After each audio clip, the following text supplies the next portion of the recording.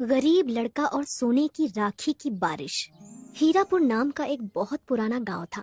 उस गांव के चारों तरफ बहुत सारे जंगल और पहाड़ थे। गांव के सारे चरवाहे जंगल और पहाड़ों पर अपनी अपनी बकरियां और जानवर लेकर जाते थे। उसी गांव में घनश्याम नाम का एक लड़का भी रहता था। घनश्याम बहुत ही गरीब था।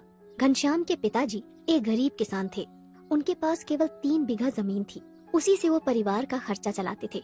घनश्याम की एक बहन भी थी जिसका नाम शीला था। घनश्याम ने अपने घर में 2 बकरियों को पाल रखा था। वो दोनों बकरियों को लेकर रोज पहाड़ पर जाता था।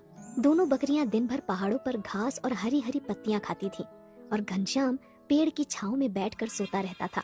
एक दिन घनश्याम पहाड़ के ऊपर बकरियां चरा रहा था। तभी अचानक जोर की बारिश होने लगती है। पहाड़ के ऊपर एक बहुत पुराना माता का मंदिर था जो खंडर हो चुका था।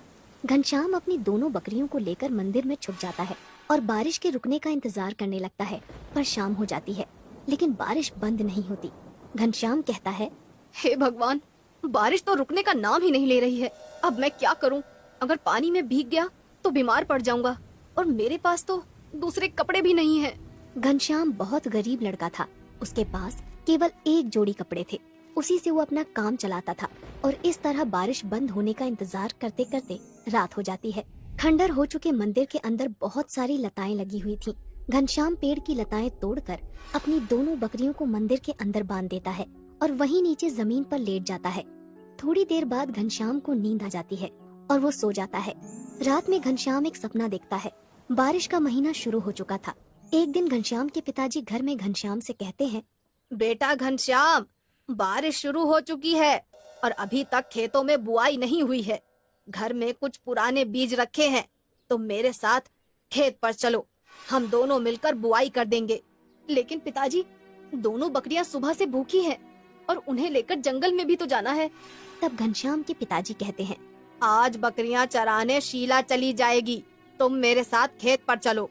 घनश्याम अपने पिताजी की बात मान लेता है और इसके बाद दोनों बाप बेटे बीज लेकर खेत की तरफ चल पड़ते हैं।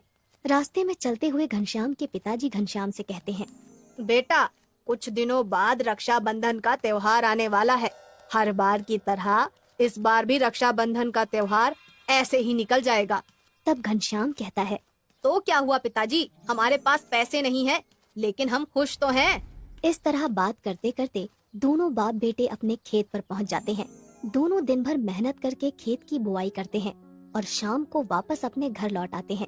घर पहुंचते ही घनश्याम के पिताजी आवाज लगाते हैं, शीला, अरे ओ शीला, बेटा एक गिलास पानी तो लाना। लेकिन अंदर से कोई जवाब नहीं आता। तब घनश्याम के पिताजी घनश्याम से कहते हैं, बेटा अंदर जाकर देख, शायद शीला रसोई में होगी। घनश्याम अंदर जाकर देखता है लेकिन घर में शीला नहीं थी और दोनों बकरियां भी नहीं थी। घनश्याम तुरंत दौड़कर बरामदे में आता है और पिताजी से कहता है, पिताजी, शीला अभी तक जंगल से बकरियां लेकर नहीं आई है और थोड़ी देर में रात होने वाली है। मैं जंगल जाकर देखता हूँ। जाओ बेटा, लेकिन जल्दी आ जाना। इसके बाद घनश्याम भागता हुआ जंगल में पहुंच जाता है और शीला को ढूंढने लगता है, लेकिन उसे शीला कहीं नजर नहीं आती। थोड़ी देर बाद उसे जंगल में अपनी दोनों बकरियां दिखाई देती हैं और घनश्याम समझ जाता है कि शीला भी आसपास ही होगी। तभी अचानक घनश्याम की नजर एक पेड़ के नीचे पड़ती है। शीला वहाँ बेहोश पड़ी हुई थी। घनश्याम तुरंत उसके पास जाकर देखता है तो उसके पैर में सांप के काटने का निशान था। शीला, उठो बहन, तुम्हें क्या हो गया है? घनश्याम की आंखों से आंसू निकलने लगते हैं। वो तुरंत शीला को अपनी गोद में उठाकर घर ले जाता है। शीला को इस हालत में देखकर घनश्याम के पिताजी कहते हैं, क्या हुआ है इसे घनश्याम? तब घनश्याम रोते हुए बताता है कि शीला को सांप ने काट लिया है। घनश्याम के पिताजी तुरंत दौड़ते हुए गांव के वैद्य के पास जाते हैं। वैद्य तुरंत आकर शीला का इलाज करता है और घनश्याम के पिताजी से कहता है, अब घबराने की कोई बात नहीं, थोड़ी देर में इसे होश आ जाएगा। मैं एक जड़ी बूटी दे रहा हूँ, रात को दूध के साथ मिलाकर पिला देना इसे। इसके बाद वैद्य वहाँ से चला जाता है। थोड़ी देर बाद शीला को होश आ जाता है और वो घनश्याम के गले लगकर रोने लगती है। घनश्याम शीला से कहता है, आज के बाद तुम कभी अकेले जंगल नहीं जाओगी। दोनों भाई बहन का प्यार देखकर पास में खड़े घनश्याम के पिताजी की आंखों में आंसू आ जाते हैं। अगले दिन घनश्याम दोनों बकरियां लेकर जंगल की तरफ निकल पड़ता है। जंगल जाने से पहले शीला एक कपड़े में रोटी और अचार अपने भाई घनश्याम के लिए बांध देती है। जंगल पहुँचते पहुँचते घनश्याम को दोपहर हो जाती है और उसे भूख लगने लगती है। तभी उसे पहाड़ पर माता का पुराना मंदिर दिखाई देता है और वो सोचता है, बहुत दिनों से पहाड़ के ऊपर नहीं गया, क्यों ना आज पहाड़ के ऊपर ही खाना खाया जाए। और घनश्याम अपनी दोनों बकरियों को लेकर पहाड़ के ऊपर पहुंच जाता है। वो दोनों बकरियों को पत्ती डालकर मंदिर के अंदर चला जाता है। मंदिर के अंदर घनश्याम को कुछ चमकदार चीज दिखाई देती है। वो मंदिर के अंदर जाकर देखता है तो दंग रह जाता है। मंदिर के अंदर सोने की राखी की बारिश हो रही थी। पहले तो घनश्याम को अपनी आंखों पर यकीन नहीं होता, लेकिन जब वो पास जाकर देखता है तो सचमुच चारों तरफ सोने की राखियों की बरसात हो रही थी। घनश्याम एक राखी को अपने हाथ में उठाकर कहता है, रक्षाबंधन के दिन शीला ये सोने की राखी मेरे हाथ पर बांधेगी तो उसे बहुत अच्छा लगेगा। इसके बाद घनश्याम अपनी शर्ट उतारकर बहुत सारी सोने की राखियां उसमें बांध लेता है और वापस अपने घर आ जाता है। घनश्याम को देखते ही शीला कहती है, अरे भैया, आज इतनी जल्दी वापस आ गए और बकरियां कहाँ पर है? तब घनश्याम थोड़ा हकलाते हुए कहता है, अरे वो शीला, मैं घनश्याम सोच में पड़ जाता है कि शीला को सब कुछ बताऊं या नहीं, लेकिन शीला के लगातार पूछने पर घनश्याम उसे सारी सच्चाई बता देता है। घनश्याम पोटली खोलकर शीला को सोने की राखियां दिखाता है।